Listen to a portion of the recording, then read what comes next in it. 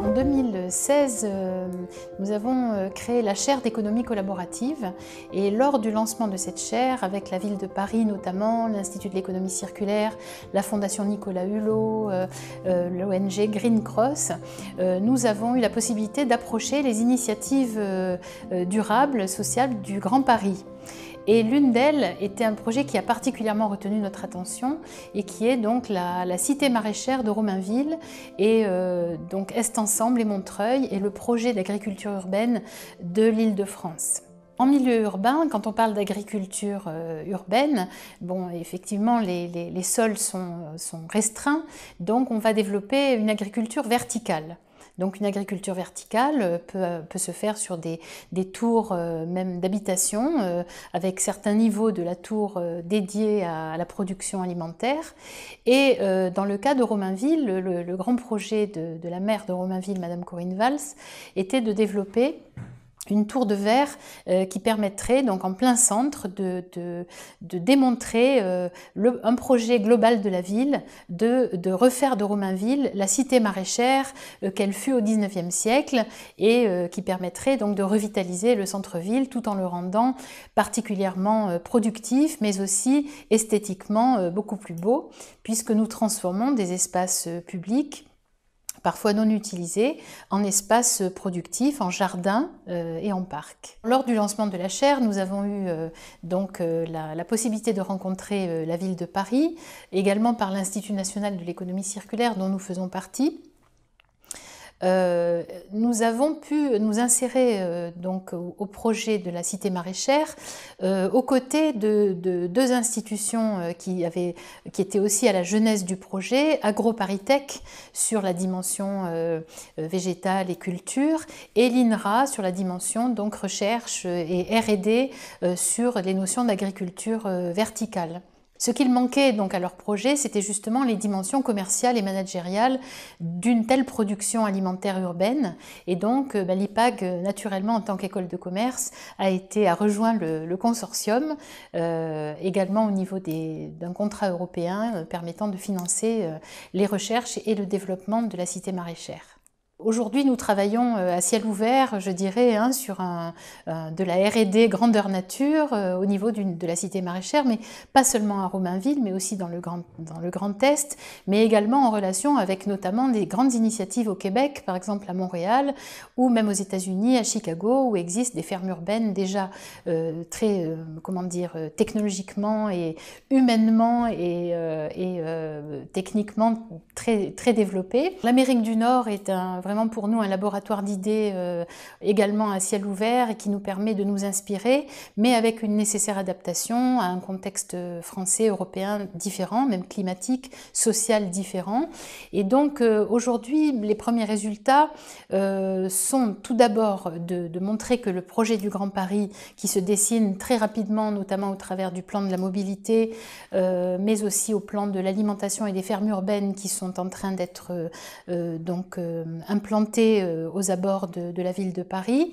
Donc le premier résultat est que on a déjà implanté un certain nombre d'activités productives, mais nous sommes encore, on dirait, en phase de lancement, même de R&D, lancement et test, et nous sommes encore loin d'une étape vraiment de pleine production ou maturité de notre système. Donc pour l'instant, il y a beaucoup de réflexions que nous menons avec les acteurs du système, les entrepreneurs, les villes, le Grand Paris, autour de la manière d'accompagner tous ces projets divers et variés qui sont extrêmement riches et variés, qui vont de la production de fruits, de légumes, mais aussi de ruches, par exemple, et qui concernent aussi toute la partie recyclage des déchets organiques, le compost et toute la revalorisation donc dans des circuits courts et locaux de tous ces résultats, toutes ces activités.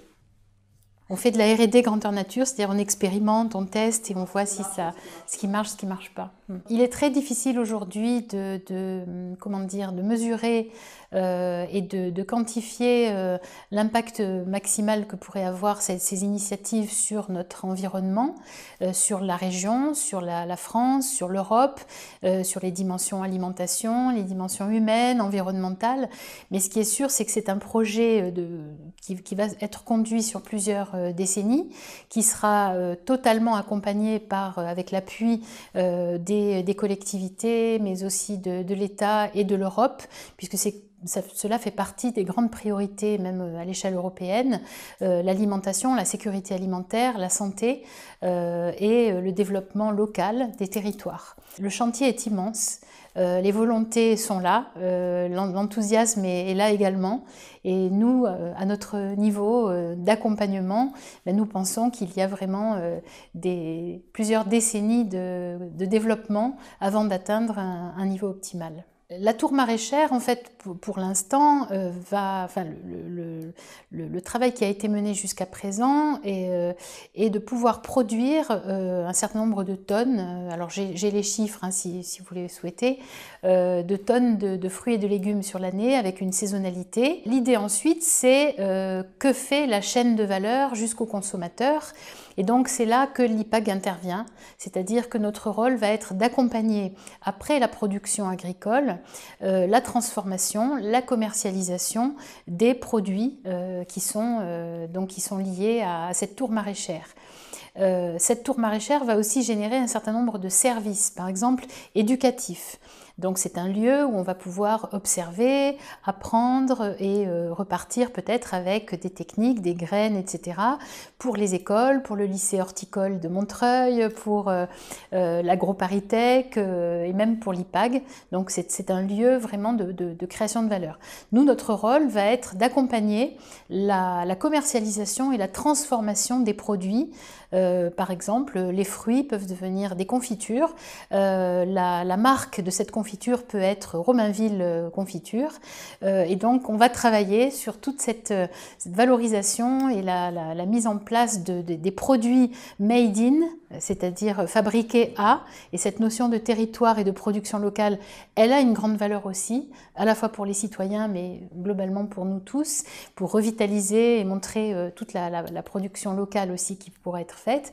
Donc nous allons travailler sur toutes ces dimensions, finalement, de la valorisation aussi de la production et pourquoi pas de la commercialisation. Alors, on parle d'épicerie sociale et solidaire, mais pas seulement. Il y a aussi la distribution classique, la distribution de proximité, la grande distribution, et pourquoi pas l'exportation de nos produits.